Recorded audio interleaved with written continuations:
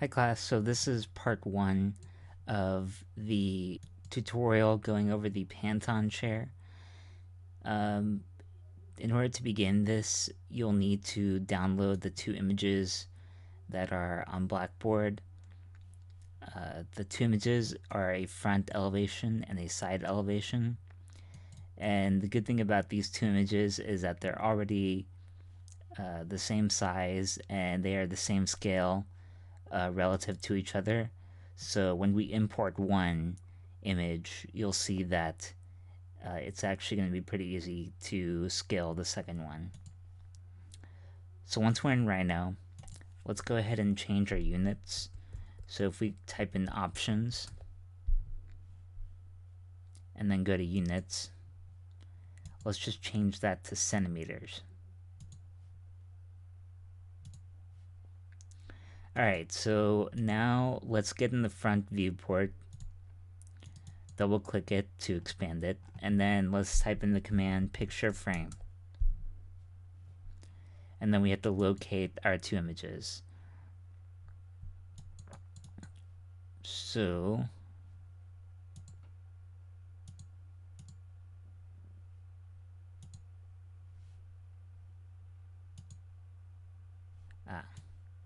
should probably copy them to the desktop. Alright, so let's go ahead and locate the front image and double click it. And now we'll just pick anywhere in our workspace. And remember, if we hold shift, it locks in the ortho. Okay, so now we have our chair in there, and let's go ahead and change the scale of this image. So remember, we select the image and type in scale. And to scale it, we just have to use our little scale key here. So this is 47 centimeters from this line to that line. So we're just going to pick somewhere in the middle here of that point. Then we have to find our second reference point. And now we have to type in the desired length. So in this case, 47. And now the chair has been scaled up to the correct scale. Now we want to set the origin. In this particular image, we don't have like a nice corner to snap to, but what we want to do is get a imaginary point that exists somewhere here. So that is generated from where this line and where the outermost point of this curve would intersect with each other. So in order to get that, let's make this a little bit transparent.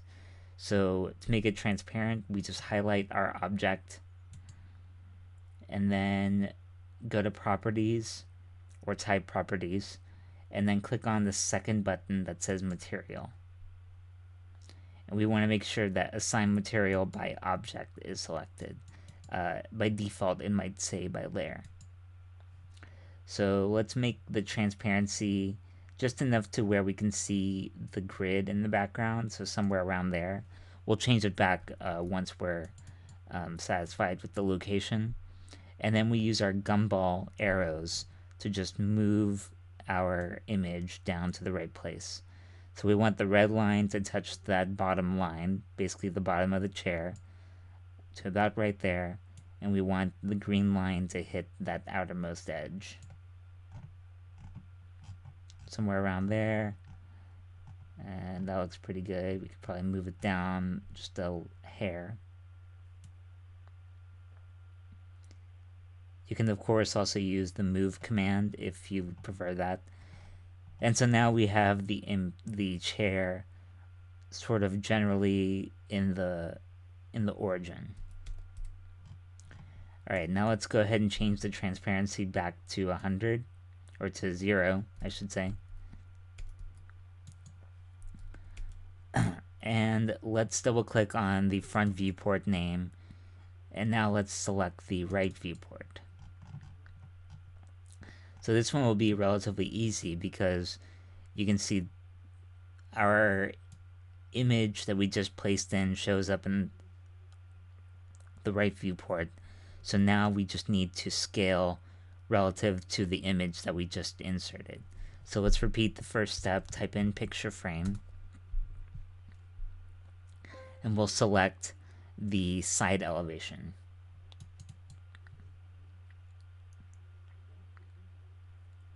And now we just hold down shift, and we just have to get it sort of close to the other point. And now we'll just repeat the scale command, but now instead of scaling to our set measurements, we can just scale relative to the old image, to the first image, I should say. So we select the bottom point, the top point, and then the desired length, which is the height of the first image. So now our chair is scaled accordingly. And we can, of course, check that if we type in distance, and then we just measure between the two lines again. So there you go, 52.29 centimeters. That's pretty close, so I'll keep it. Now let's just get it in the right position. We want to repeat the same command. Let's go ahead and get that into the origin. It's already lined up down here in the bottom because we scaled it to the first image. So now we just have to get that leftmost extent, that curve touching the y coordinate, somewhere around right there. Okay, so now we have our two images placed in, and we can of course set this back to 0. And the next step will go over drawing the curves and positioning them to be able to create our Panton chair.